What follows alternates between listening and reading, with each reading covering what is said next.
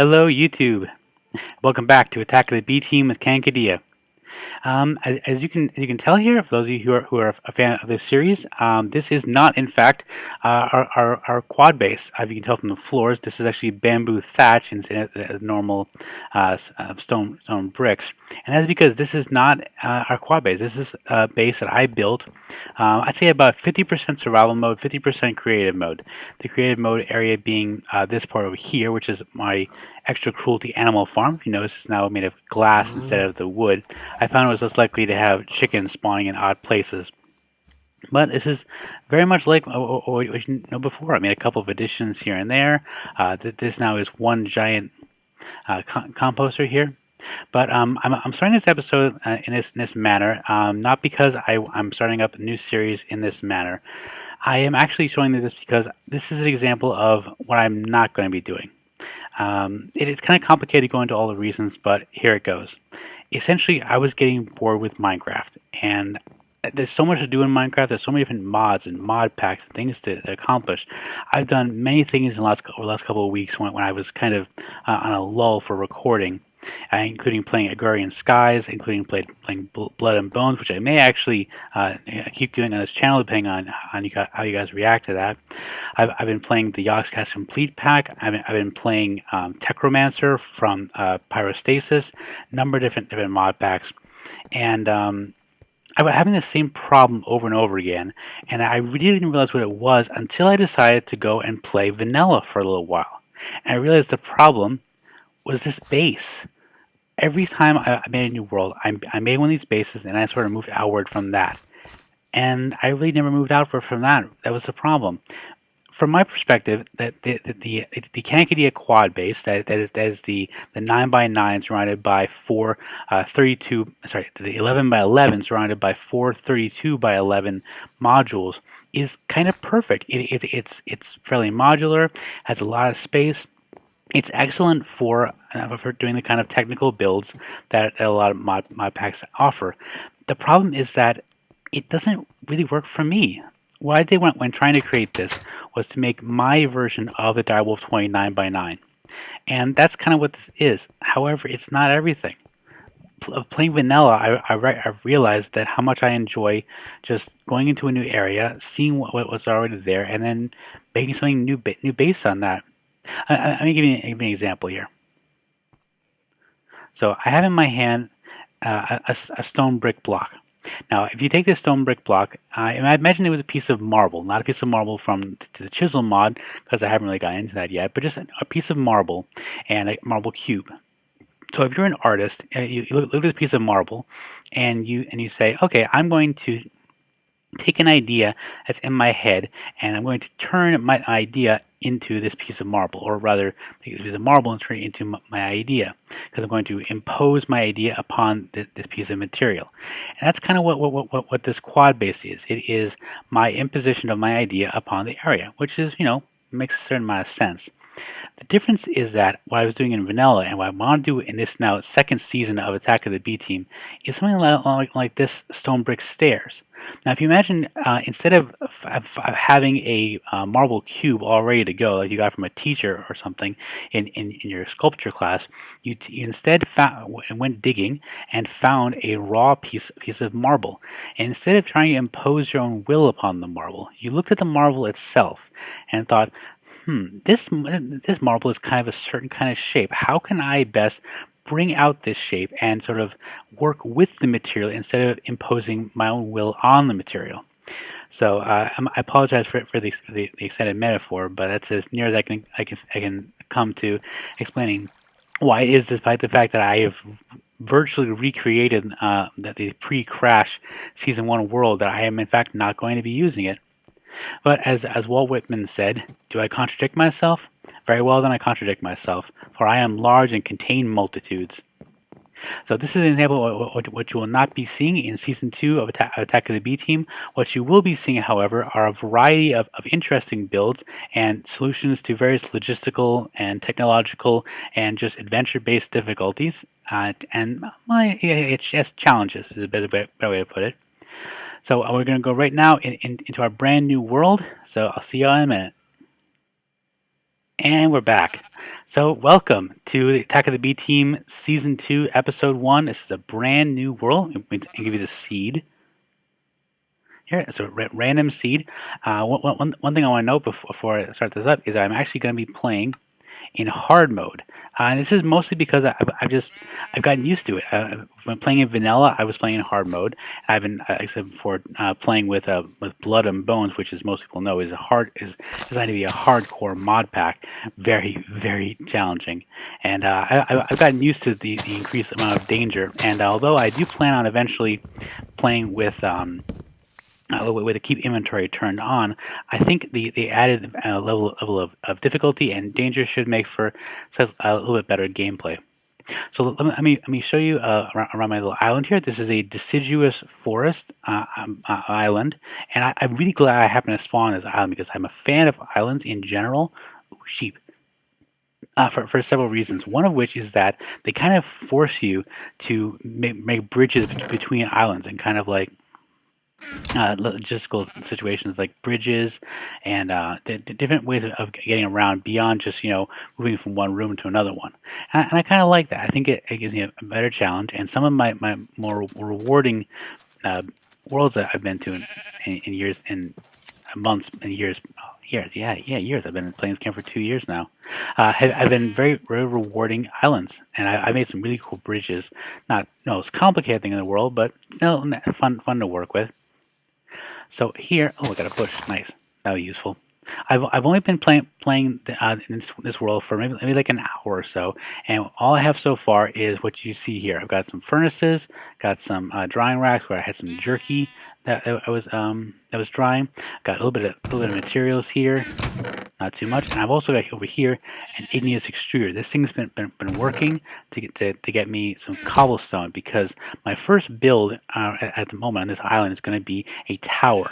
And yes, this is somewhat similar, and it is actually the sort of the key building within the the quad base is an 11 by 11 cube in this instance. However, I find that towers they're useful and that they're modular, and I can do a lot of stuff with them, especially to start off with. And they have the added benefit of the fact that I'm making my little home base here on the corner of this ravine. I can just make like a stairwell system that goes right from ground level all the way down to bottom of the level there. Oh, hello, Mr. Sheep. You got any wool for me? Let's see if I can get some wool off this guy. Ugh. That's a bit of a hazard. But, that's what happens when you build on the edge of a precipice. Oh, let me see if I can get him up here. I don't think I have any... Oh, of course I do. I happen to come across not one, but two witchery wicker men. So they happen to have quite a bit of hay bales. So hopefully I can draw this guy. Huh? One more. Hello. Come on. Take you over here to safety. Cool. Now I just steal some of your wool.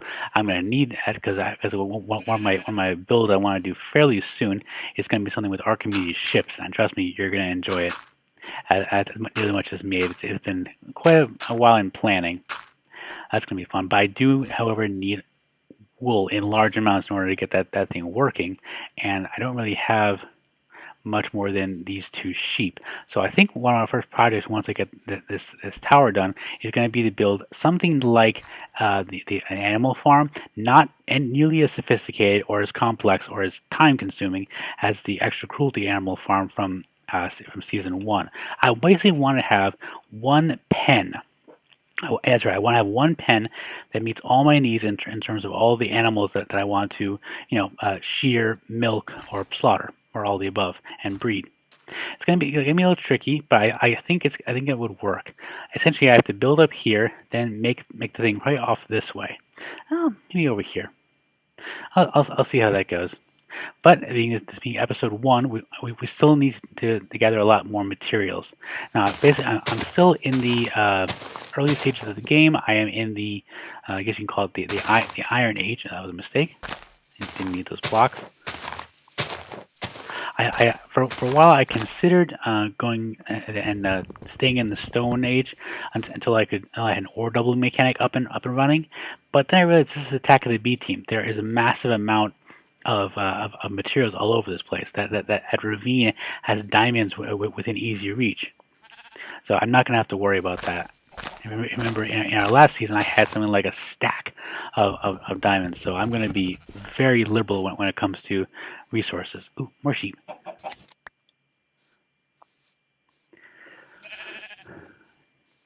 I kind of like this, I look at this island. It's basically it's a little little thing here. You can almost it looks like it was it was natural, like it was part of this landmass here. This frost forest. Ooh, that doesn't sound very pleasant.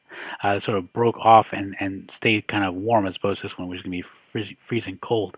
So.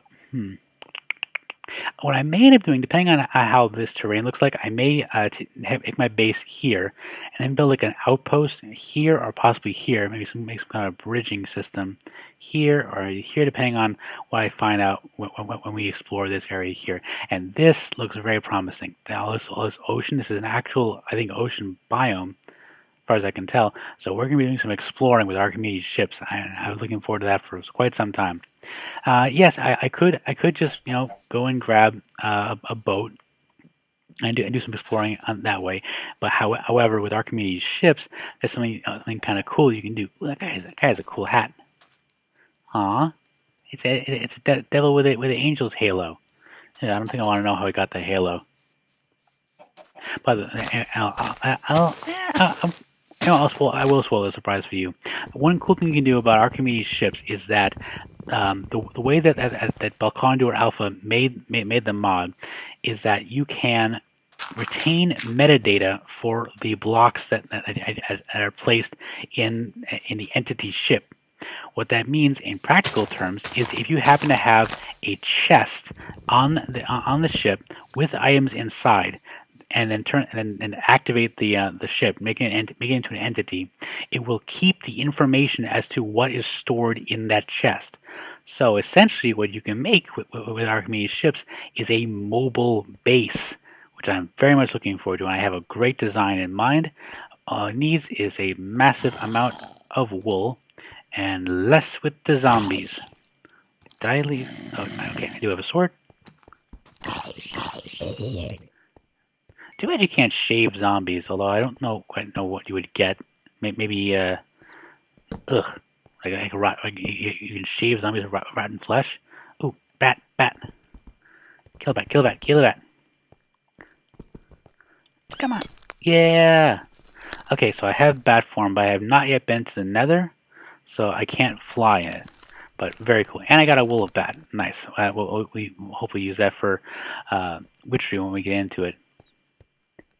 I feel sort of ambiguous about witchery now. I mean, when I first heard about it, I absolutely loved it. Just hands down, it's like, oh, this is the greatest thing since sliced bread, literally. And I still kind of feel that way. But I also feel that witchery has one major flaw, and that is it really is designed for servers. It's really a pranking multiplayer mod, and I'm playing on a single player, so it's not really ideal for me. Oh, you can do that. I mean, it's very cool, but the thing is, when you're playing, I mean, other than the enjoyment of the game itself, you typically want to do stuff that sort of makes sense. You want to have a decent product in addition to an enjoyable process.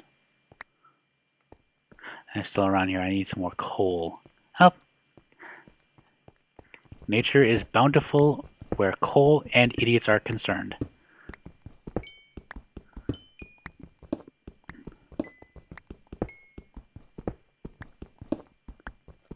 So let me take this opportunity for those of you who know of or maybe have watched my other series at the moment. It's my mod pack, Quest for Awesome. At the moment, that mod pack series is on hold. The mod pack is going to remain up on Technic, so it will still be downloadable. Unfortunately, right now it's in version 1.02 in the mod pack, and I really have been trying very hard to get up to 1.03, which is supposed to be a major update. The problem I keep running into over and over again is not enough items. I love this mod. It's one of those staple mods. I think it really is one of the reasons that a lot of mod packs have not upgraded to 1.7.2 yet. I think Forgecraft 2, that's that BDouble20's server, they did upgrade to 1.7.2 because they were able to get some. They got some version of NEI that does in fact function, but the one that I've been trying to work with, how do I describe it? The new, as far as I understand it, this is me, being not the most technically minded person in the world, but not terrible at it too. Oh crap! Oh, that's weird. You didn't blow up my items. Essentially the new version of the NEI functions off of, I believe it's Java version 1755, 755. As Java 7 version 155. The trouble with that, and it is not yet working for Java. That's a lot of coal. I know it's creeper. Oh crap. Sorry, it's hard to talk and jump away from creepers at the same time. Those two activities are kind of mutually exclusive. So anyway, the difficulty with that, and it's not working on Java 8, is that it's not completely compatible with a lot of other things as a result of that. For example, there's a program that some computers use, notably Macs, I believe, to interact with applications that use Java, like Minecraft. I believe it's called Lwiggle, or LWLGL something. And the problem is that the version of Lwiggle which is available for which is available for Apple is not yet it doesn't quite work yet with the version of Java that I'm trying to get to work with NEI. So in a nutshell, because NEI does not work at the moment, I can't release the new version of my mod pack. I can't move forward. I really think I need to move forward with that mod pack when I get a chance. So for the moment, it's going to be on hold until NEI gets updated to something I can actually work with. So another channel related news. I'm still working on my front mission retro gaming series. I took a little bit of a break for reasons relating to real life, most notably all the work I'm doing. Plus, the fact I'm going to be moving fairly soon, so I'm not going to have a lot of time in the future. But I do what I can. And I do still plan on finishing that series. In fact, I'm working on a new episode fairly soon. So yeah, I think we've come to a pretty good time now. Oh, is that? Oh, grab! I can use that. I have an iron shovel. I'm not quite sure how I feel about the idea of needing to use an iron shovel to mine Thinker's Construct gravel, but I guess it is what it is. It's just especially early in the game when that stuff is really useful. Most people don't make an iron shovel unless they need it for like sand or gravel or something else specifically. I'm not going to kill you, chicken, even though I have a shovel, because I may need you later. Okay, so I think we're at a pretty good stopping point now. I'm going to be doing some more stuff off camera here, trying to build up this tower, and yeah, we've got this thing started. And you'll be here when I go down into this ravine, start clearing that out, seeing what we can find in there. Hopefully, these sheep will find a way to land so that they can eat the delicious grass and come on, and replenish their fine woolly coats. Come on. Here you go. Come on, little sheep. Here, make you happy. Aw, happy sheep. This has been GenerikB for Attack of the B Team. And I have a happy sheep. Till next time.